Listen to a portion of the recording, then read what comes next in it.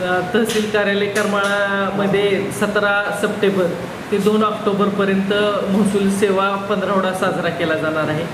या पंधरवड्यामध्ये वेगवेगळे विषय आपण घेणार आहोत। मुळात हा 3 टप्प्याचा कार्यक्रम आहे। एक तर जे शेत रस्ते, पानंद रस्ते, शिवरस्ते ते खुले करणे आणि त्यांना नंबर देणे हा एक विषय आहे। दुसरा विषय म्हणजे सर्वांसाठी घरं हा आहे आणि तिसरा आपल्या तालुक्यातील आणि जिल्ह्यातील नाविन्यपूर्ण योजना। याच्यामध्ये आपण पानंद रस्त्यासाठी आपले सर्व तलाठी, सर्कल, कोतवाल, ग्रामसेवक, पोलीस पाटील आणि भूकरमापक हे गावामध्ये शिवार फेरी करून कोणते रस्ते सामंजस्याने सोडवले जातील आणि कुठल्या रस्त्यांसाठी केसेस चालवल्या जातील याची माहिती आजपासून आपली शिवार फेरी चालू झालेली आहे। 17 तारखेला ज्या ग्रामसभा होणार आहे त्या ग्रामसभेमध्ये त्या रस्त्यांचं वाचन केलं जाणार आहे। त्याच ग्रामसभेमध्ये 7/12चं वाचन केलं जाणार आहे, जेणेकरून जिवंत 7/12 ही मोहीम पुन्हा एकदा आपण हाती घेणार आहोत। त्यानंतरची गोष्ट अशी आहे की सर्वांसाठी घरं यामध्ये जी म्हणजे NOC लागतील, ज्या गोष्टी लागतील, PDOंकडचा जरी हा विषय असला तरी त्यांना जे सहाय्य लागणार आहे ते आम्ही देणारच आहोत। आणि नाविन्यपूर्ण योजनामध्ये ज्यांच्या नोंदी आहेत, पेंडिंग आहेत, त्या पूर्ण करणार आहोत। हा आकडा आपला खूप कमी आहे।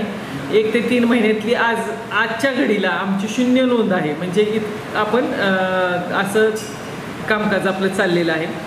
तक्रार नोंदीसुद्धा 3 महिन्याच्या वर राहणार नाही त्याची दक्षता घेत आहोत। आणि हे सगळं करत असताना तालुक्यातील सैनिकांचे जे प्रश्न आहेत, मग ते सामाजिक असतील, महसुली खात्यातले असतील, तर तेही आपण प्रश्न सोडवणार आहोत। या पंधरवड्याच्या दृष्टीने निमित्तानं मला आपल्याला एक सांगायचं की आम्ही तालुक्यामध्ये एक गाव असं घेणार आहोत की त्या गावामध्ये आयुष्यमान कार्डाचं वाटप पूर्ण झालेलं आहे, दाखल्यांचं वाटप पूर्ण झालेलं आहे, जिथल्या नोंदी पेंडिंग नाहीत, रस्ते तिथले खुले झालेले आहेत, रस्त्यांची नावं झालेली आहेत आणि जिथल्या महिलांचे 7/12 पत्रकी नावं आलेले आहेत, पोटखराबाचे तिथले प्रश्न शिल्लक नाहीत, असे वेगवेगळे जे क्रायटेरिया आहेत त्या क्रायटेरियामध्ये बसून ते गाव पूर्णपणे पूर्ण झालं असं या 2 ऑक्टोबरला डिक्लेअर करायचं आमचं चाललेलं आहे। यामध्ये जिथं शक्य आहे तिथं आम्ही सगळ्या दाखल्यांची शिबिरं घेणार आहोत। ग्रामसभा मी स्वतः अटेंड करणारच आहे, त्याचबरोबर प्रांत मॅडम अटेंड करतील, माझे नायब तहसीलदार अटेंड करतील आणि आम्ही आमदार साहेबांना विनंती केलेली आहे की तुम्ही पण जेऊरची ग्रामसभा त्यांनी तिथं उपस्थित राहावं अशी त्यांना विनंती केलेली आहे। आमदार साहेब सध्या मुंबईला असल्यामुळे त्यांना प्रत्यक्ष भेटी आणि हा 15वड्याचा जो कार्यक्रम आहे तो पण आपण सांगणार आहोत, जेणेकरून त्यांना जिथं शक्य असेल तिथं ते स्वतः उपस्थिती लावतील।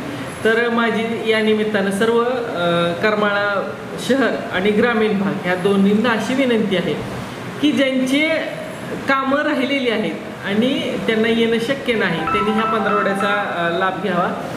आणि आपण हाच एक हेतू ठेवलेला आहे की या ह्याच्यापासून म्हणजे एजंट मुक्त सगळे गोष्टी मिळाव्यात, फक्त कार्यालय आणि अर्जदार यांचा संबंध यावा, लोकांना त्रास होऊ नये, त्रासमुक्त किंवा हॅसल फ्री सर्व्हिसेस आमच्या तहसील ऑफिसेसकडून सुद्धा दिल्या जाव्यात।